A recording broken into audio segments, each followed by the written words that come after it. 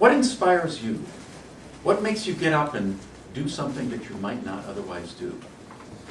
One of the things that inspires me are inspirational quotes. And one of my most inspirational quotes is, "We can do no great things." We can do no great things. What's the second part? We can do no great things, only small things, great love. Oh, Madam Toastmaster, fellow Toastmasters, and most welcome guests. Today I'm going to talk about some things that have inspired me to do some small things with great love. Now raise your hand if you know who said this. Mother Teresa? Oh. Raise your hand if you know who this woman is. Those words were written by Blessed Mother Teresa, or Blessed Teresa of Calcutta, as she is referred to. And who better than Mother Teresa to be the source of such inspiration? Because not only were her words inspiring, but her deeds and her very life was inspiring.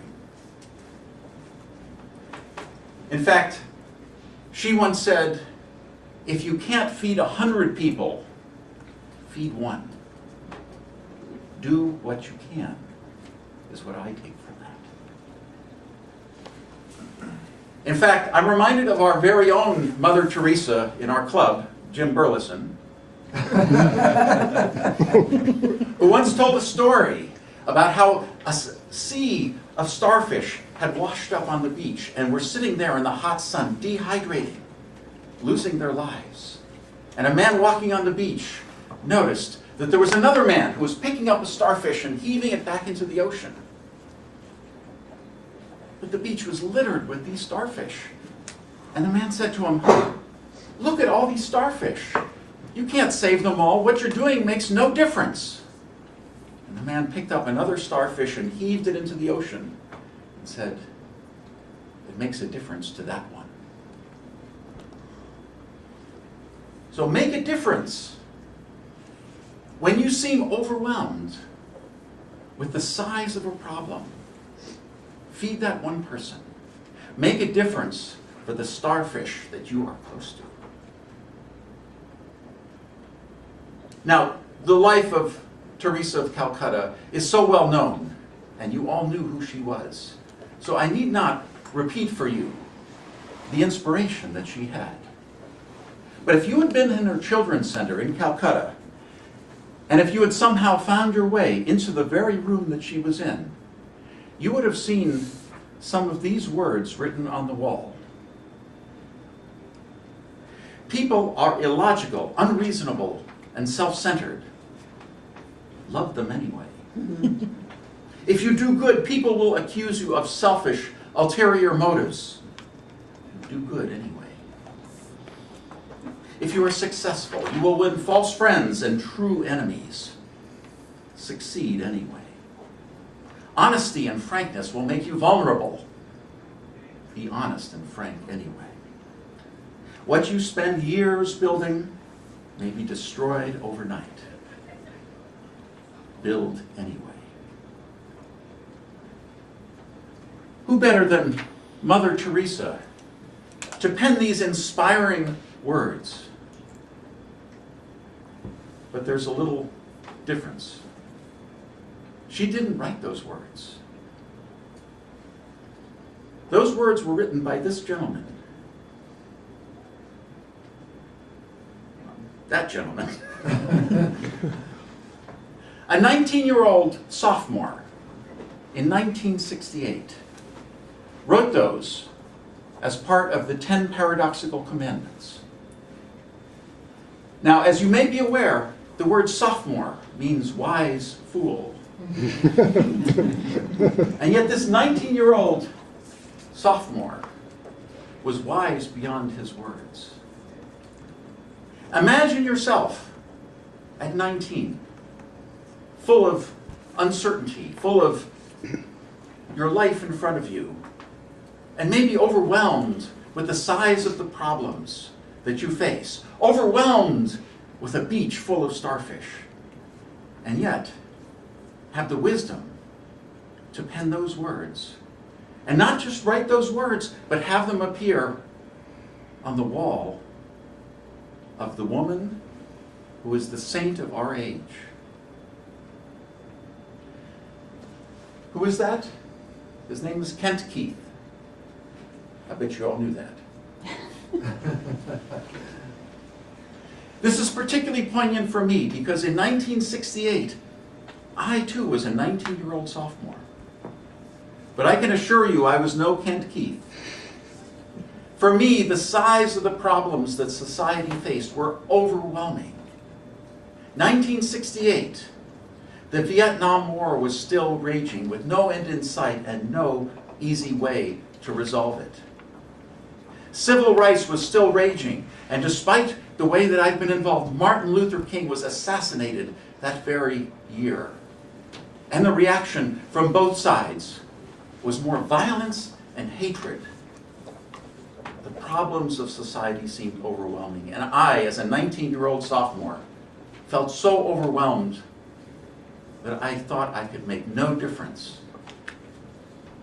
I wish I had heard the words of Kent when I was that age.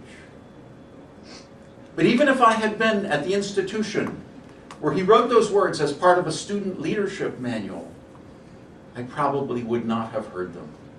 Because I never thought of myself as a leader. I never thought of myself as someone who could solve the big problems that I saw everywhere I looked. I saw nothing but a sea of starfish. I didn't see any that were close to me. Now, thankfully, I've overcome that negative mindset. I realize I can't solve today's problems, but I can solve a few that are close to me. And I can offer what gifts that I have. And my gifts are not those of Keith or of Sister Teresa. And yet in the past week, I've helped one person with a speech. I've helped another person with a problem with their boss. And another person in a conflict in their relationship. And so those are just a couple of the starfish that I have that are close to me. And I can't solve all the problems in the workplace. I can't repair every relationship. But of the ones that come close to me, I can do a little bit. Now, Mother Teresa passed away in 1997. Kent Keith, after he graduated, went on to be a lawyer. He went on to be a successful real estate developer. He went on to be the president of a private university. And in 1997, he realized that the words he had penned as a 19-year-old sophomore were being used around the world. They were like a global mantra that appeared not only in Teresa's room, but were being used in corporate training, in coaching, in therapy, as words of inspiration. And so he decided to follow that path. And so Kent Keith became a motivational speaker and is now the CEO of the Robert Greenleaf Center for Servant Leadership.